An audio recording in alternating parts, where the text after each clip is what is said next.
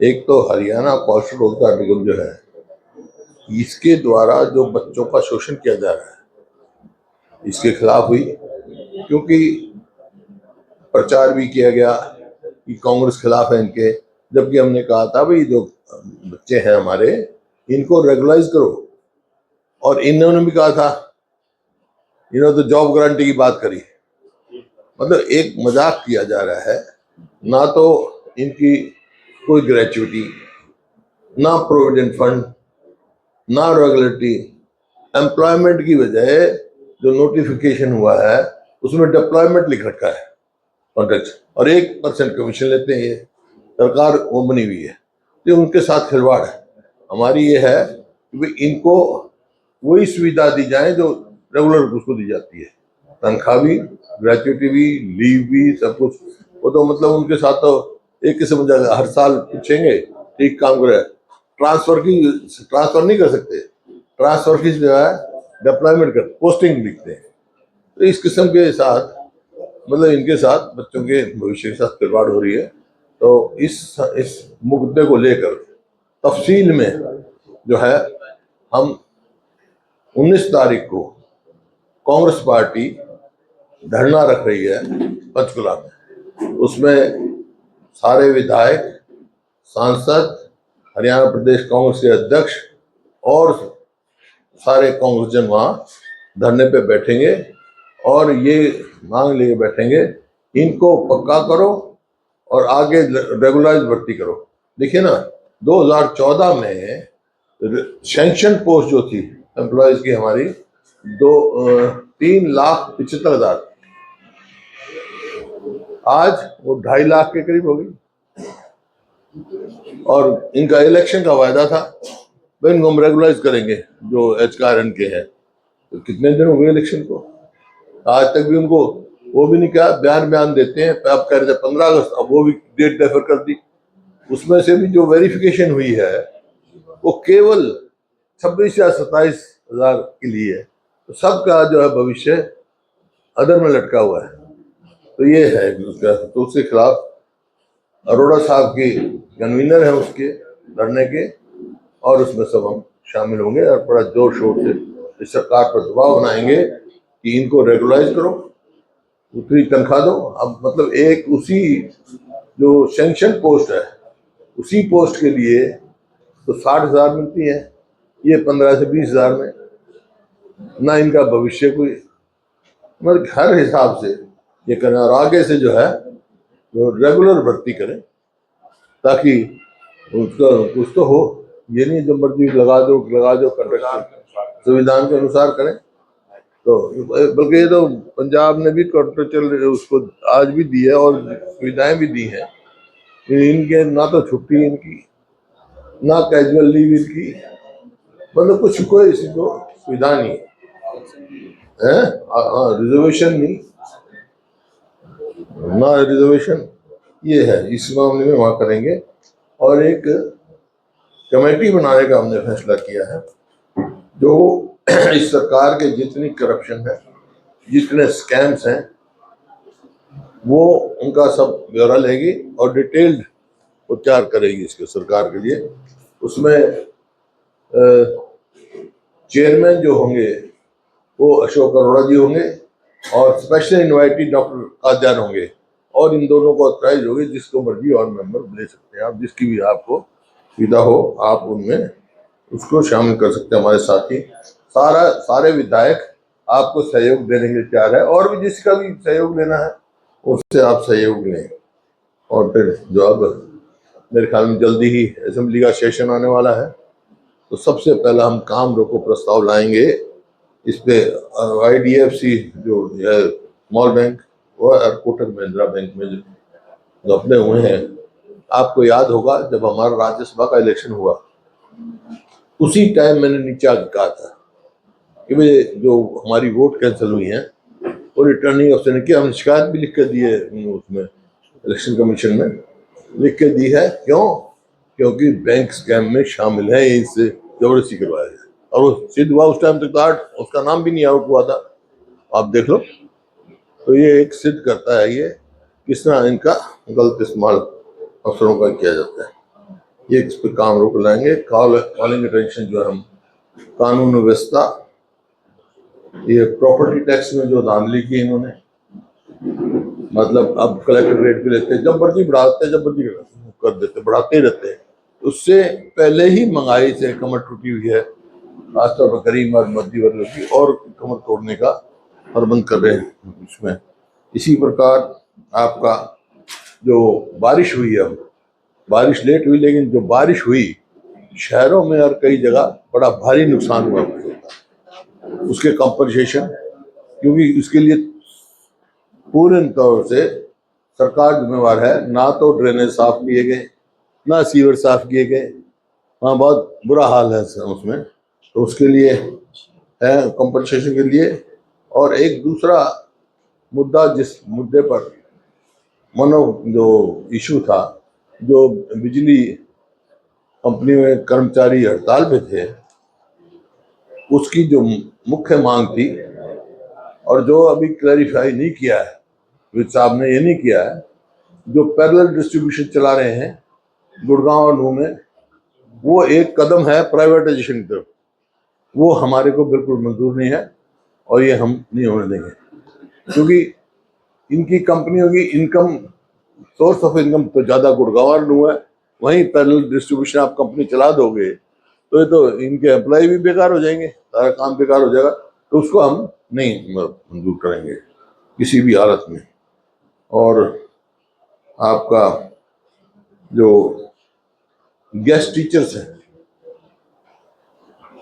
High court ने फैसला कर दिया, उनको आप रेगुलाइज करो, उनको फैसिलिटी दो। और सरकार एलपीए में गई, क्यों गई भाई एलपीए में? अब एलपीए में जजेस ने टाइम दिया है 2 महीने सरकार को, तो उनको तुरंत जो है उनको रेगुलाइज करना चाहिए। इतने साल से वो सर्विसेज में हैं, ये मतलब जिस प्रकार से इसका शोषण कर रहे हैं, ये नहीं करना चाहिए। हमारे टाइम में जो टीचर थे, जो जेबीटी भर्ती हुए थे, जो आपने केस पढ़ा होगा, उनमें कईयों को सजा हुई, लेकिन एक को भी नहीं हमने हटाया, सबके रेगुलर की। ये गेस्ट टीचर को नहीं कर रहे, गेस्ट टीचर को नहीं कर रहे, उनका क्या कसूर है गेस्ट टीचर्स का? जबकि ये आ गया, हाईकोर्ट ने कह दिया भी ऑन मेरिट पे सिलेक्ट हुए, फिर भी ये करते हैं। और दूसरा, जो फर्टिलाइजर की कमी, फर्टिलाइजर की शॉर्टेज ऑफ फर्टिलाइजर, एक कागज है उनमें निकाल मिला, फर्टिलाइजर के यूरिया की जितनी एलोकेशन हुई है वो भी नहीं उठा। अगस्त तक की जितनी एलोकेशन हुई है सेंट्रल गवर्नमेंट से, वो भी इन्होंने नहीं उठाया, ना यूरिया का, ना दूसरे खाद का। अभी होगा, इसमें होगा भाई, चांदी और फर्टिलाइजर के ऊपर पड़ा हुआ है, इनमें देख, इसको देख दे, तो बड़े भारी शॉर्टेज है और किसान बहुत परेशान। हर काम ऐसी करती सरकार जो गरीब आदमी पर, किसान पर, मजदूर मार पड़ती। अब ये E20 चला दिया। E20 में जब टेक्निकल रिपोर्ट भी आ गई है, रबड़ पार्ट्स तो उसका मिनिस्टर ने कहा है, लेकिन नीति आयोग की रिपोर्ट थी 2018 की या की, उसमें माइलेज कम आता है उतनी कॉस्ट पे। अभी कहते हैं जो कांग्रेस के टाइम में 1.5 हुआ था, और ये E20 में ले गए, तो सारे स्कूटर की एवरेज कम आएगी, स्कूटर की लाइफ कम होगी, गाड़ियों की लाइफ कम होगी। और ये फिर तीसरा आखिर जो है वो तो कहते हो लॉ एंड ऑर्डर पे, कानून व्यवस्था,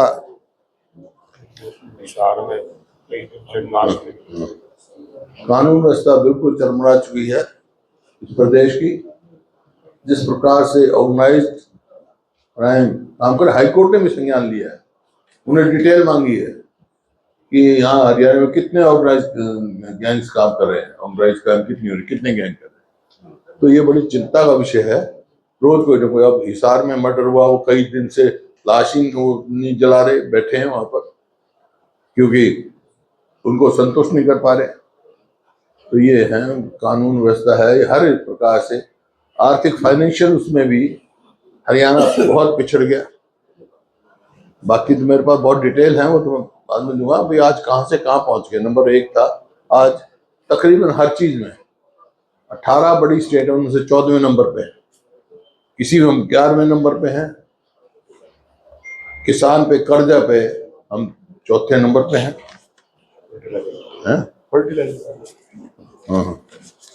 हाँ ये रहा फर्टिलाइजर, सॉरी फर्टिलाइजर का देख लो, अगस्त तक एलोकेशन जो हमारी हुई 9,59,265 मीट्रिक टन की, और उठाया इन्होंने सिर्फ किया 8,14,319। इसी प्रकार से डीएपी की एलोकेशन है 2,53,900 मीट्रिक टन, और उठाया हमने 1,15,342 टन। इसी प्रकार से एनपीके की भी बहुत कम 22,253 उठाया against the allocation of 1,18,010 metric tonne. तो ये आपके सामने है।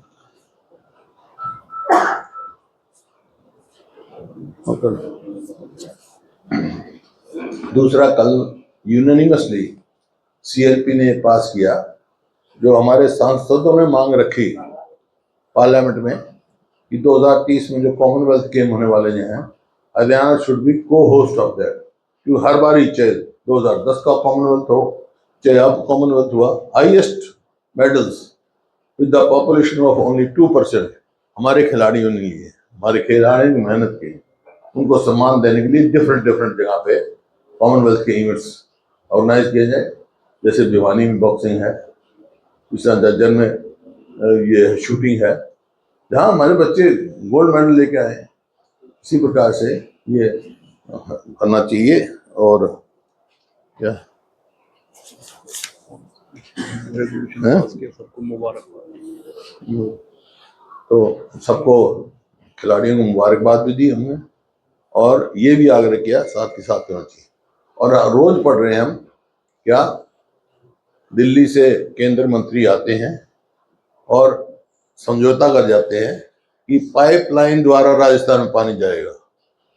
अरे राजस्थान में आप पाइपलाइन में जाएंगे, पहले अपना तो ले लो, एसवाईएल तो खुदवा लो, और एसवाईएल नहीं खुद सकते तुम तो पाइपलाइन से ले आओ हिमाचल की तरफ से। हम तैयार हैं, हमें से हमारा हिस्से का पानी की उसकी चर्चा कोई नहीं कर रहे। आज हमारे मुख्यमंत्री पंजाब में घूम रहे हैं, वहां ये चर्चा नहीं करते भाई हमारा पानी दो, वहां कोई चर्चा नहीं है। तो ये मुद्दे हैं मुख्य तौर पे। तो बाकी आप कोई जो चाहें any question one by one. फसल बीमा को लेकर क्या है? फसल बीमा तो फिर मैंने बताया था, वो तो कुछ कंपनियां मुनाफा कमाती हैं। प्रधानमंत्री फसल योजना जो है वो किसान के हित में नहीं है, किसान को नहीं मिलता, प्रीमियम भी उसको नहीं मिलता है। वो कहोगे तो मैं डिटेल बजा दे दूंगा आपको, मेरे पास है कितना प्रीमियम गया है और कितना कंपनसेशन मिला है।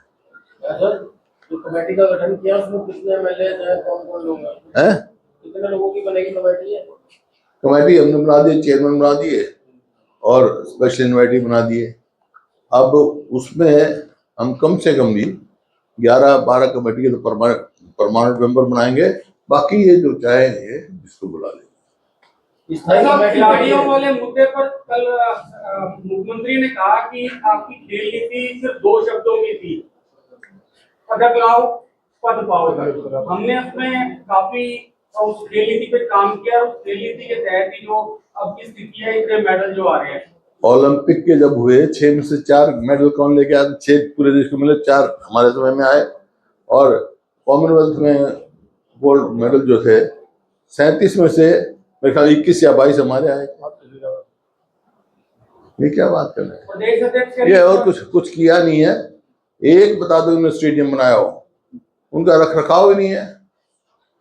और एक डीएसपी भर्ती कराओ, हमने 18 डीएसपी भर्ती करे, उनको प्रोत्साहन दिया। देखो हमारे पोटेंशियल है, लेकिन 3 चीज जरूरी है उसमें। हमने स्पेड टेस्ट किया शुरू से ही, स्कूल में पहचान शुरू करी खिलाड़ियों की, स्पेड टेस्ट, वहां स्कॉलरशिप देना शुरू किया हमने। तो उसको प्रोत्साहन देना शुरू किया और इंफ्रास्ट्रक्चर